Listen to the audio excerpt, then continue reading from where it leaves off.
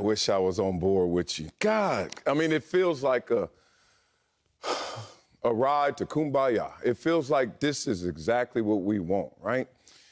And I'm looking at this situation, and you know me, I got to use my spidey sense on this one.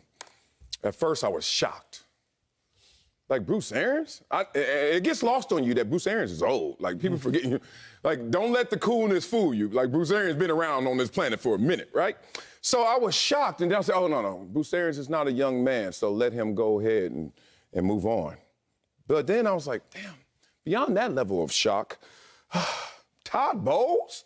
Like, you picked Todd Bowles over Byron Leftwich when Byron Leftwich is younger. Byron Leftwich right now is still a blank canvas in terms of what he's done as a head coach. And he was out there interviewing. So I thought, if anything, when I heard Bruce Arians step down and Byron Leftwich is the head coach, oh, it's Todd Bowles. So you hooked your boy up. This is why I don't love this, even though, godly, I heard your points, and we're going to get to those later. Bruce Arians was not a made man before he met Tom Brady. Bruce Arians was highly respected, you know, well documented, but not a made man. Tom Brady helped Bruce Arians become a made man. Now, all of a sudden, you got power. You, Bruce Arians, you're solidified for forever. Your legacy is intact. The year after that, you guys take a step back because let's remember now, he was never a made man before Tom Brady. Tom Brady and his team took a step back, took a far enough step back that Tom Brady retired after that outcome. And then Tom Brady unretired. That means foot in, foot out. I decommit from the game of football. No, I'm back. I'm reignited. Good luck starting that engine again, even though I believe in you, Tom Brady, because you're a winner.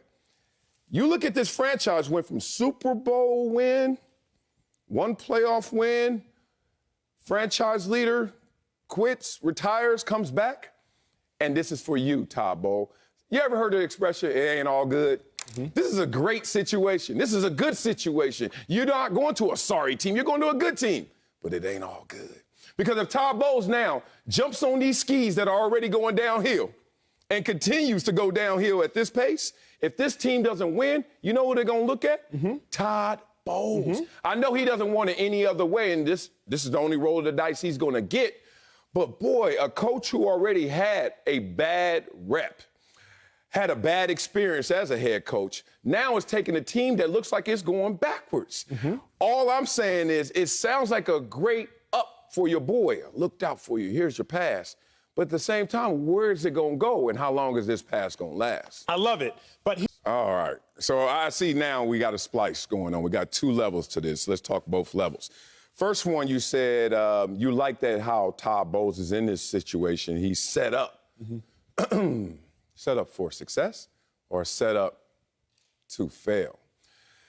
Expectations, you always bring this up because you and I differ on a player in terms of their evaluation. We'll differ on just evaluating the team based off of always what? What separates us? Expectations, right? I can look at a player and I'm like, yo, he's averaging 20 points. You're like, nah, but that's LeBron. That's not good enough for LeBron. His expectations are higher. Todd Bowles, who was 26-41 as a head coach. But, hey, Todd, I get it. Your quarterbacks were Ryan Fitzpatrick from Harvard, Josh McCown, all right, rookie Sam Darnold, Bryce Petty, not to be petty, and Geno Smith. Todd Bowles like, yo, give me something to roll with, something to work with. But are you set up to succeed or are you set up to fail based off of expectations? 2 years ago, we were in the Super Bowl. Last year, we were in the playoffs. We got Tom Brady. We supposed to win. What if Tom Brady and his commitment, lack of, retiring, unretiring, has a final impact on this team? I want to know that. For one story, Bruce Arians just said, hey, it's enough. I'm old. I'm a Super Bowl champion. I'm out. For one story, doesn't this seem like a lot of noise for just one story? For managers go upstairs, it feels like a lot went on. Let me give it to you in these beats. Hey, I'm leaving. Okay. Well, Tom Brady, I thought you guys were cool. No, I told Tom Brady. Oh, okay. But you waited to right now to do it. Oh, no, that's just because I wanted succession to help Todd Bowles out, you know, kind of pinch the market, as they say. And then all you did was just go upstairs, and now Todd Bowles is sitting here, and everyone's talking about, wow, this is a great civil rights moment.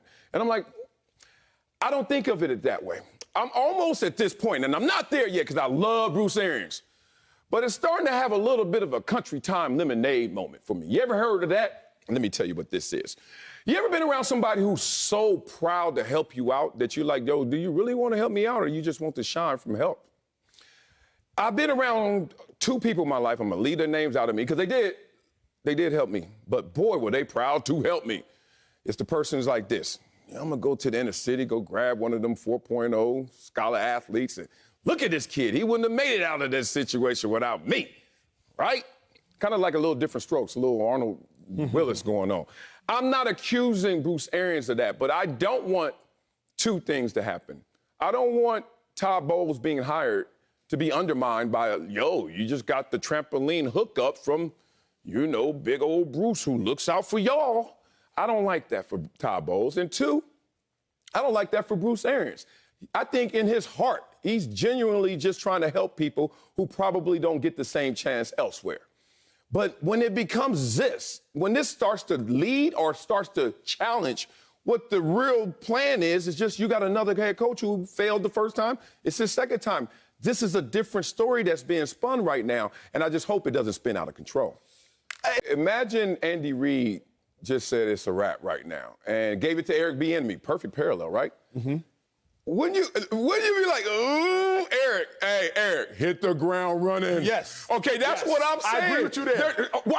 You agree with me here? High. It's the same. The pressure is crazy high. It's the same, and all I'm saying is we're going to find out real fast, Todd Bowles, because if you fail, this is going to be a greater failure to your second point. Now we're starting to see eye to eye. This is a conversation in the dressing room. I was telling our producer, Colvin, I was like, we got to do this either today or tomorrow. I'm glad you let us here. We're going to have to make the time for it. I'm here for you, bro. I'm here. Todd Bowles got a whole bunch of... I don't agree with that, but I do understand that may be the dynamics at play. I don't agree with that, but I do understand what you're saying, and I certainly have seen that in reality, so... Let me tell you why it shouldn't have been Todd Bowles. It should have been Byron Leftwich. Give me those examples once again. Sean McVay. Sean McVay, yes, sir. Matt LaFleur. Yes, sir. You said another one, didn't Kyle you? Shanahan. Kyle Shanahan. Were they ever head coaches before? No, sir. So they're now in your mind, and it's in the back of your mind, and it only comes to the front of your mind in failure. When Sean McVay, if he were to fail, Matt LaFleur, if he were to fail, Kyle Shanahan, none of them failed too, which is crazy. But if they were to fail, you would go to the place of, well, they were unknown, so they failed. But if Todd Bowles fails, you would go to the back of your mind and say, oh, he was known to already have failed. Mm-hmm. And Bruce, you gave him a trampoline to a Super Bowl winning team just a year ago, and you put him up here because of capability or because of complexion. That's when it starts to all come down and come down hard. If Todd Bowles succeeds, this is not a conversation, but you got to always approach things in case of failure, in case of emergency. When you walk into a room, the first thing you're supposed to look for is the exits. You get on the plane, how I'm getting out of this in case. Yeah, no, it sounds boring and mundane. If Todd Bowles doesn't hit the ground running, they're going to be like, damn, Todd Bowles doing this again. Versus Byron Leftwich, he would have been the Sean McVay. He would have been the Matt LaFleur. He would have been the Kyle Shanahan because he doesn't have anything on his resume in that role. And they would have given him more runway with that role, but I think like the others. I love this point, but I don't... Not a rookie driver, right? An experienced driver. Just known to crash every now and then. But, hey, we'll see how it goes. I'm rooting for him, man. If you prop someone up for any other intention other than capability, that will come back to haunt you. Oh, man, I'm going to go out there and get this woman to do this job. Okay. In case of failure, they're going to say, was she capable or is it because she was a woman? I'm going to get this black coach. Were they capable or is it because of their color?